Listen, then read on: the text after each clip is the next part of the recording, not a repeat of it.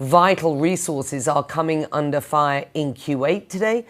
Iran struck a power and desalination plant there, prompting urgent public warnings from the government. Those warnings were to conserve water and electricity even as temperatures soar into the mid-40s on the Celsius scale. Iran also says it targeted US assets in Oman, Jordan and elsewhere, and it is threatening the ports of its Gulf neighbours. This all coming after an escalation in US attacks, including strikes on bridges in the south of Iran in what was a sixth straight night of bombing.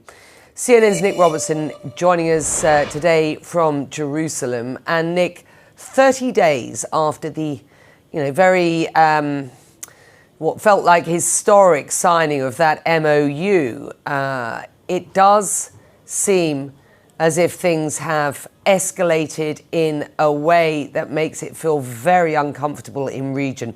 What do you make of these developments and where we are at? I think obviously we're on an escalatory military cycle. I think that because neither side has said we're outrightly scrapping the MOU sort of remains marginalized completely on the sidelines of these military operations, but it's still a document that's intact, and one can possibly see a time where either side can recommend going back to that, having decided that through the military means at the moment they're not getting where they want to. So I think on the diplomatic front, that document, although it's no use to anyone at the moment, can be again useful in the future because it is the blueprint for the way out of the current situation. But if you just look at the range of these strikes that are going on and break it down very, very simply here, both sides have a reason for hitting the targets that they hit. Iran says it hits US military bases and assets in the region. Clearly last night it hit a civilian facility in Kuwait that is a huge vulnerability for all Gulf countries, the desalination and power plants that go with them, that provide the AC, that provide the clean water that people drink. For most of the Gulf countries, these are absolutely essential and indispensable. So they're a massive pressure point. So Iran's ratcheted up to that level. If you look at what the United States is doing and understand how militaries work, they won't just be throwing their munitions around, we'll put some here, we'll put some there. They'll be thinking of what are we planning on doing next week? Where do we think we might be in a week's time or 2 weeks' time? So we'll have operations that shape us towards that. Number one, making sure that the Strait of Hormuz is going to be safe for the travel of vessels, which means taking out infrastructure, port facilities along the Strait of Hormuz, but it's going beyond that. It's trying to get to the infrastructure that links those areas around the Strait of Hormuz, particularly Bandar Abbas and some of the other ports along there, to deeper inside of Iran, as well as denying other ports, as well as targeting Bushehr, where there is an Iranian military airbase, which is about less than 1 minute's fighter jet flight from Karg Island, which again has been floated in the deep past as a possible target. That's where we seem to be. Yeah, and Tehran issuing threats over the Gulf's oil lifeline at this point. It does seem as if it is, though, widening its target list. Syria, Iraq, Jordan. We already know that it's targeted Qatar, Kuwait, Bahrain, of course, and Oman. But I wonder what the message is here, do you think, from Iran in widening that lens, widening the scope of these targets outside of the Gulf? Yeah, it's what's often called the escalatory ladder, isn't it? You target just a couple of Gulf countries in the beginning. It's been Kuwait, it was Bahrain. Now it's up to a former US base, Al Tanf, inside of Syria. That hadn't been struck before. It's interesting that Saudi Arabia hasn't been struck so far in this round, and Saudi Arabia normally considers itself at the top of that escalatory ladder. But Iran threatening to hit ports in the region, threatening these sort of highest value, most prized asset that's mostly been outside of the war in Saudi Arabia, Yambo port there, where the oil exports go through, where exports to the Red Sea and imports, frankly, as well, come into the country, come into the region, as well as Jebel Ali, a principal port in the Emirates, where you are. That would be a huge blow for the Emiratis if Iran was to continue to go after that Hamad port in Qatar. Just a number of ports in the region. And I think if we think back to those days at the beginning of April, just before the ceasefire came into play, I think it was the 8th or 9th of April,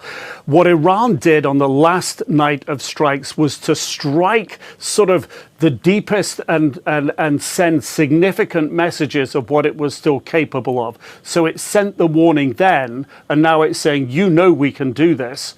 We're putting it on the table. So yes, we're in a cycle of escalation. Let's discuss this and more with CNN senior military analyst, the former NATO Supreme Allied Commander, retired Admiral James Stavridis. Admiral, thanks very much for joining us. Many of these bridges in Iran that were targeted by the U.S. were on routes connected to the city of Bandar Abbas, which is home to an Iranian military naval base, as you well know. What does that signal to you about the U.S. strategy that's unfolding right now?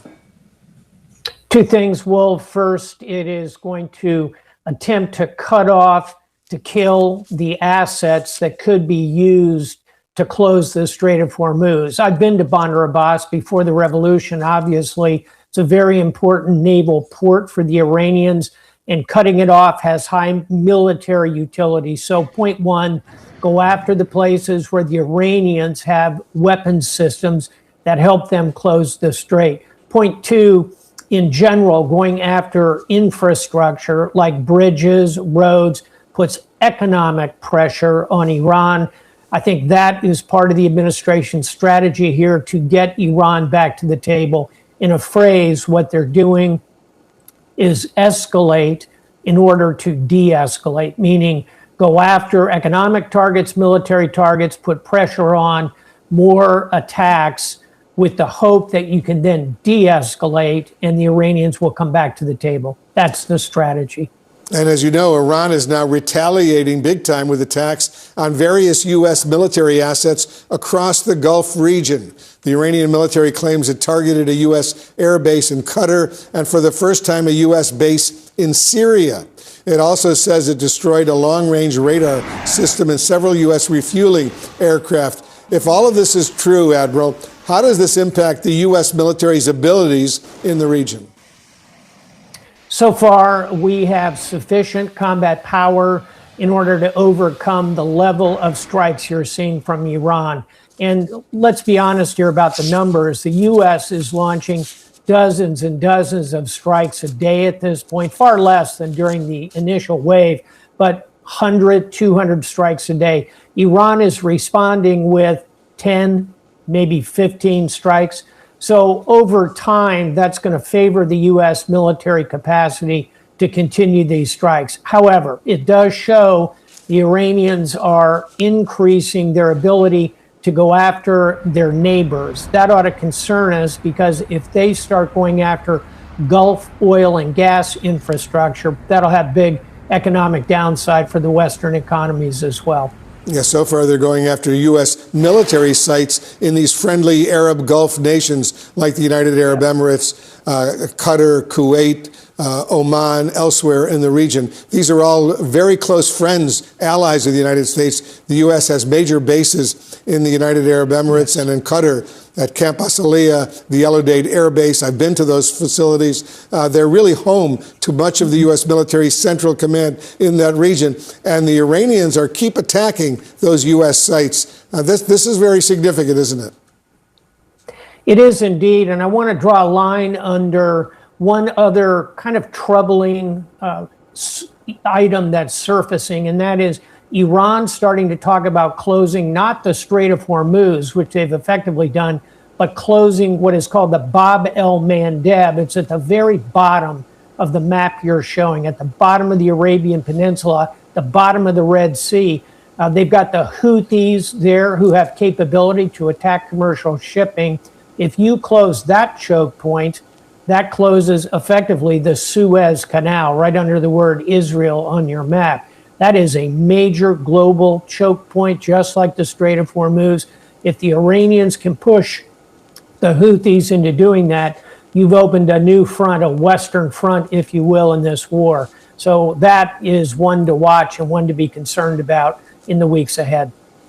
In his address, his primetime televised address last night, the president said one sentence, and it was a total of about 7 seconds, we checked, related to the war with Iran in his nearly 27-minute speech overall. When he first announced he was going to give a televised address, I thought it would be on the war with Iran, but it wasn't. It was on election, so-called election interference. Was that, in your view, a missed opportunity for President Trump? It was, and the numbers are very clear on this. This war is unpopular across the entire political spectrum. President Trump's own popularity overall is as low as it's been throughout his 2 terms of the presidency. And I think Americans just don't have a sense of what's the exit strategy, what's the end game here. And when you start getting those questions from the public, that's the time to do that nationally televised address and reassure people and tell them you have a plan and tell them what the next step is. I'm with you. That's what I was hoping to hear when I caught a snippet of a televised presidential address. It's about elections. Those are important, but I think the public would, at this point, like to hear what's the next move in the Middle East. Yeah, in his 7 seconds on the war in Iran, he basically said the U.S. is winning. That was about it. All right, Admiral James Stavridis, thank you so much for joining us as usual. You know that U.S. is the world power, and President Donald Trump is their president. So if Iran do anything that will hurt President Donald Trump, I don't think that Iran will see it very lightly. But I pray that they will never do anything, because if they do anything, US will attack them. So I pray that Iran should never do anything bad that will hurt President Donald Trump. That is my only advice. What do you have to say?